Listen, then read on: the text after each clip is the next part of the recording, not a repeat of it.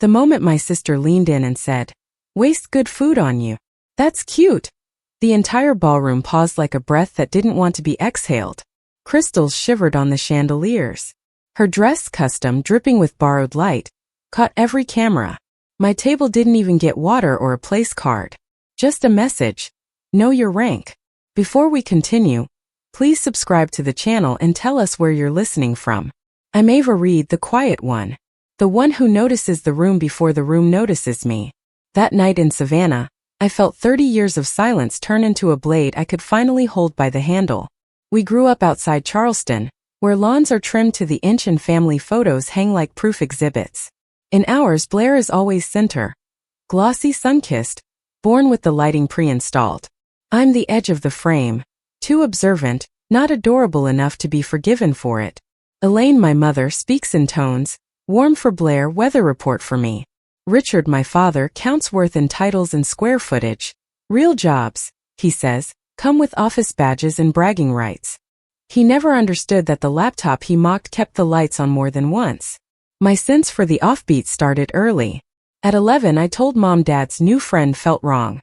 Sweat behind polished words, jittery hands, a smile that didn't stick. 2 months later, a drained account and a foreclosure letter we pretended was a clerical error. No apology. The wrong child had been right again. The first adult who didn't flinch was Dr. Sloan, a strategist my teacher introduced when a substitute coach gave me that electric wrong air feeling. The school later found a hidden camera in the girls' locker room. Dr. Sloan told me, "Your mind sees shadows people prefer to wallpaper. That's not a flaw, Ava. That's leverage." I learned patterns, motives, the micropauses between a lie and its cover story.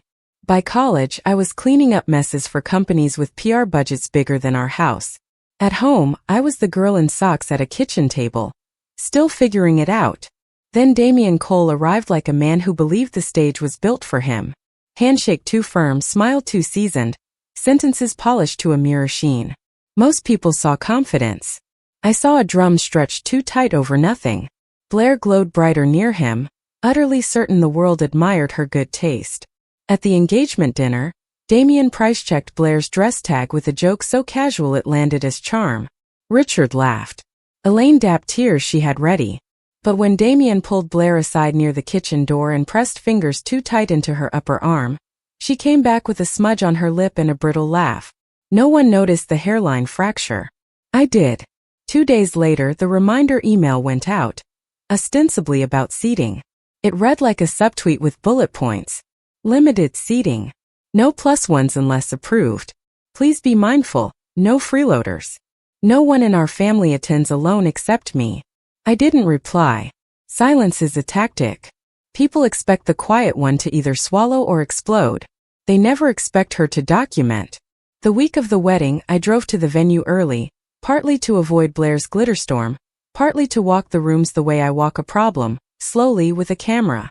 The reception hall was magazine perfect. Gold rim plates, crystal flutes, menus printed on velvet stock. Except table 19 tucked behind a pillar. No centerpiece. No linens. A folded service chart taped to a stand. A note in thick black marker. T19 self-managed, no service. I took a photo. Timestamp on. Geotag on. That's the thing about cruelty. It's usually organized. At the rehearsal, Blair snapped about asymmetrical candles. Damian blamed a groomsman for the timing he missed. Elaine and Richard floated past like museum docents of their own myth. I stood by the back doors feeling the air get heavy, the kind of stillness that means a storm is in the hall waiting for its cue. The morning of, I chose a navy dress that doesn't ask permission. Call it armor you can sit down in. I walked through perfume clouds to table 19. Still no water. Still no silverware. A server passed, saw me, and her face did that apology flee thing. "Is there a delay with this table?" I asked. She looked at her chart like it could save her. "I was told this one is self-managed." And then she vanished, like the note's handwriting had warned her to. The ceremony dissolved into applause, camera phones, vows that sounded like Pinterest had a teleprompter. When the music swelled, Blair found me. Her smile tasted like syrup and bleach. "Waste good food on you. That's cute." She said it soft, surgical. A few people heard. Moore felt the temperature drop. I looked past her to my parents. Elaine arranged her bouquet. Richard sipped wine and muttered, "Maybe she should go." I folded my napkin. It slid to the floor with the hush of a verdict. "All right," I said. "I'll go. But you'll regret it." Blair made the face of a woman certain victory is a product shipped on time. Then a chair scraped at the front. A tall man in slate gray stood. "I care," he said. Voice like steel wrapped in velvet. "You should listen to her." Miles Cole, Damien's brother. We'd barely exchanged eye contact all weekend. Now the room gave him the stage. Blair blinked. "I'm sorry, who are you?" "Miles. Damien's brother." Damien's jaw nodded. Miles's gaze cut through the chandelier glitter and found me. "Ava's not making a scene. She's reporting the one you ordered." He lifted a phone, thumb hovering. "Table 19 self-managed, no service." He didn't need to show the photo. Mine was already in safer hands. A soft choke of laughter rolled somewhere near the bar. Miles continued, level and unhurried.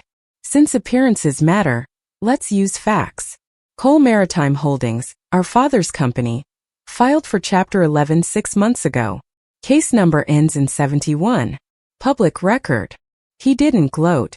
He didn't need to. Damien hasn't had a paycheck since.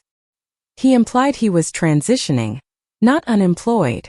Blair's face cracked under the makeup.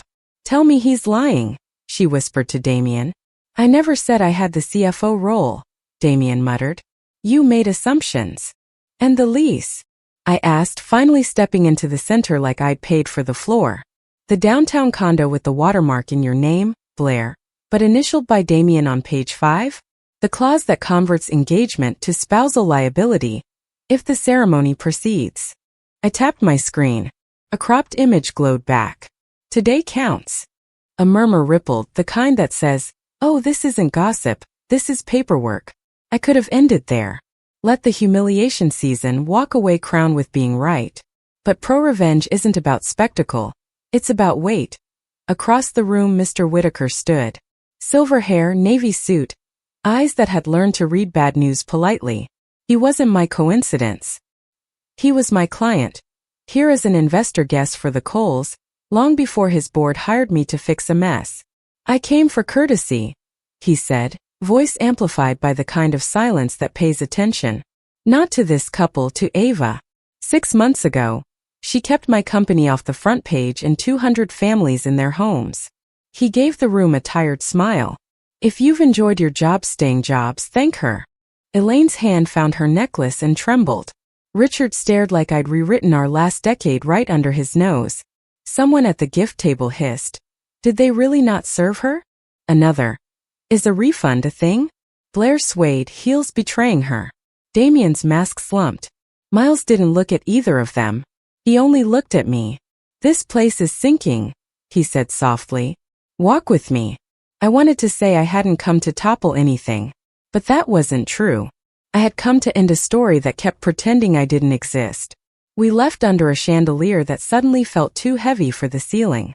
Behind us, a perfect wedding turned gravity on itself. In my pocket my phone buzzed. An email alert flipping from sent to delivered to opened. A small packet of public documents, a copy of the lease clause, and a screenshot of the Table 19 note had just arrived in the inboxes of the venue manager, the caterer, and the family friend who'd put his name on the bar tab. Receipts aren't revenge. They're reality in a world addicted to spin. Outside, salt air bit clean into my lungs. "They'll call you," Miles said. "When people run out of script, they dial the truth." "They'll call for help," I said. "Not for me." He didn't deny it. He just held the door while I walked through it. The internet did what it always does with beauty that cracks. It filmed it, looped it, and shared it with captions like, "When the quiet sister strikes back." By Monday, the ballroom fiasco had turned into a viral parable about family cruelty and hidden debts. Hashtags bloomed. Hashtag Table 19 Truth. My phone lit up with messages from people I hadn't spoken to in years, not because they cared, but because they wanted proximity to a scandal that glittered. I didn't reply to any of them. When the first clip hit local news, Blair's smile, that perfect rehearsed society page smile, had become a freeze frame of humiliation. Damien disappeared. Literally. His LinkedIn went private. His phone disconnected. The condo lease that he'd pushed her to sign for tax reasons was non-refundable. And since the spousal liability clause kicked in after the wedding vows, every unpaid dollar was hers. Elaine and Richard called 2 days later, voices rehearsed to sound neutral. "We just want to understand what happened," my father said.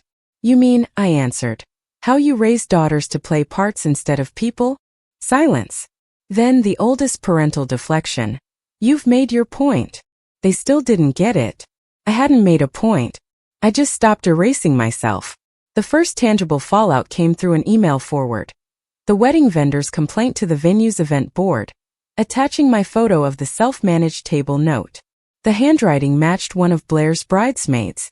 In the screenshot, the event manager wrote, "We'll be adjusting final charges and considering blacklisting the client for violation of service terms."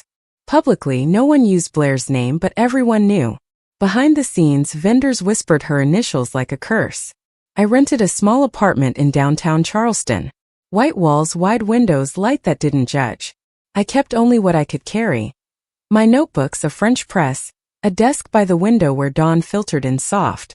The moment I posted a subtle case study on LinkedIn, reputation recovery through strategic transparency, the inbox flooded. Business owners, nonprofits, executives asking, "Can we talk?" They didn't mention the wedding. They didn't have to. They wanted the same clarity that had detonated one family's myth.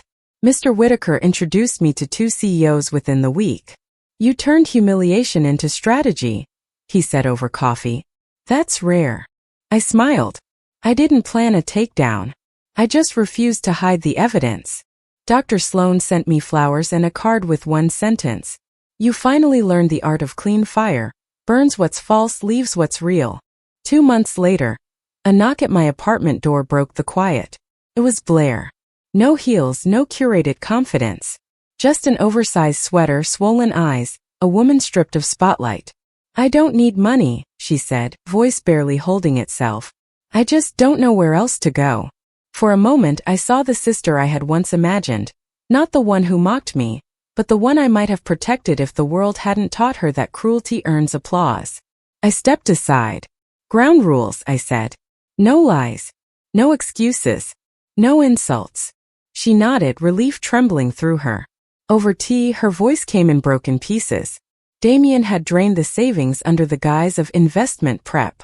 When she confronted him, he told her she should be grateful he married below his league. Then he vanished, leaving her with 2 months of unpaid bills and a luxury condo she couldn't afford to heat. "I thought he loved me," she whispered. "I almost said I warned you." Instead I said, "You loved what you were told you deserved." She cried then, not loud but real. And for once I didn't look away. That same week Damien tried to contact me. Not to apologize but to bargain. A long email full of manipulative flourishes. "I think you and I are more alike than you realize, strategic, observant.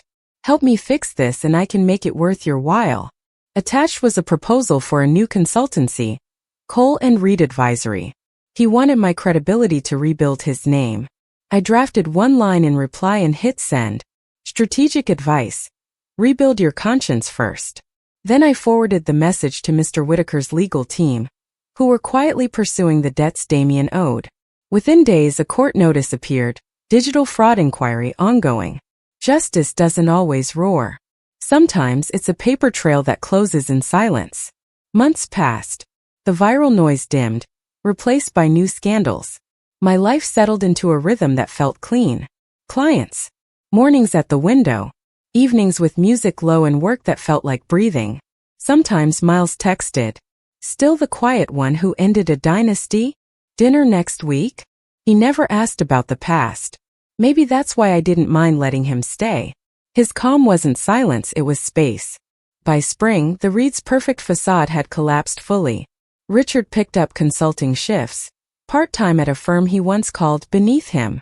Elaine started selling antique jewelry online, claiming it was just a hobby. They never apologized. The closest thing was an email from my mother. "I hope you're well. Blair says you've been kind. Thank you." No signature, no warmth, but for her that was a bridge. The last thread came in May, when Blair sent me a link to a public post. A photo of an empty dining table. Captioned, "Sometimes the seat you thought you deserved has to vanish before you learn how to build your own." She tagged me, not out of pity but gratitude. That night, as the city lights hummed below my window, I realized revenge hadn't ruined me. It had refined me. Being the quiet one never made me weak. It made me the only one who heard the structure creak before it collapsed. If you've ever been the overlooked one, the underestimated one, remember this: silence isn't surrender. It's preparation. And when your moment comes, you won't need to raise your voice. The truth will echo loud enough on its own. If this story hit close to home, tell me in the comments where you're listening from and what your table 19 moment was. And before you go, remember, revenge isn't always about hurting others. Sometimes it's just about reclaiming the chair they told you wasn't yours.